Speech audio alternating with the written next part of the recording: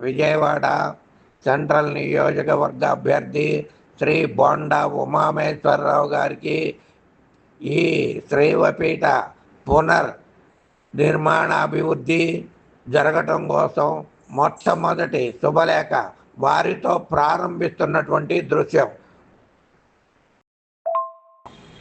గర్వం ఒకటి చాలు జీవితంలో సర్వం కోల్పోవటకు. ధైర్యం ఆధ్యాత్మికంగా ఉంటే చాలు జీవితంలో గెలిచి చూపించడకు. వ్యక్తిగా జీవిస్తే మరణం, దరి చేరే వరకు జీవిస్తాం. వ్యక్తిత్వంతో కనుక జీవించినట్టయితే మరణించిన తర్వాత కూడా జీవించే ఉంటాం. దైవ కార్యకర్త అంటే భగవంతుని కార్యాలను, దైవ కార్యాలను లేదా పవిత్రమైనటువంటి పనులను బాధ్యతగా నిర్వహించేటటువంటి కమిటీ వ్యక్తులు.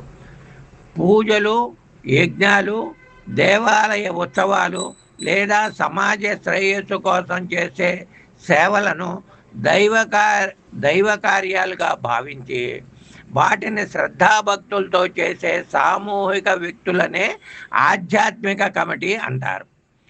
ఈ కార్యకర్తల్లో నేను ఈ పనే చెయ్యాలి, మీరు ఆ పనే చెయ్యాలి అనేటటువంటి పదవీ తేడాలు లేకుండా సముష్టి కృషితో అందరూ కలిసి పునర్నిర్మాణాభివృద్ధికి కృషి చేస్తారు.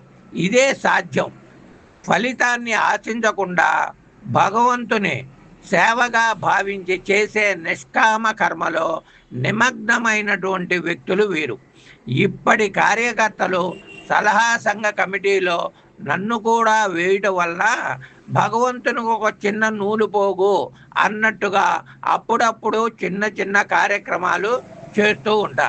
చిత్తశుద్ధి, నిశ్చలమైనటువంటి మనసుతో పనులు చేయటం, భక్తుల అభీష్టమును బట్టి కూడా మరియు క్రమశిక్షణ, దైవంపై నమ్మకంతో నిష్టగా వ్యవహరించడం ఒక దేవాలయ కమిటీ ఉద్దేశ్యం. దైవ కార్యం, ధర్మ కార్యాల మధ్య తేడా ఆధ్యాత్మిక సేవా సంస్థల్లో దైవ కార్యకర్తల పాత్ర సామరస్యంగా ఉంటుంది. ఇది కమిటీ యొక్క ప్రాముఖ్యత. సర్వే జన సుఖినో భవంతు, సమస్త సన్మంగళాని భవంతు. ఓం శాంతి శాంతి శాంతి. జ్యోతిష్యవాస్తు ప్రవీణ, కాశీనాథన్ సుబ్రహ్మణ్యం, గాంధీనగర్, విజయవాడ.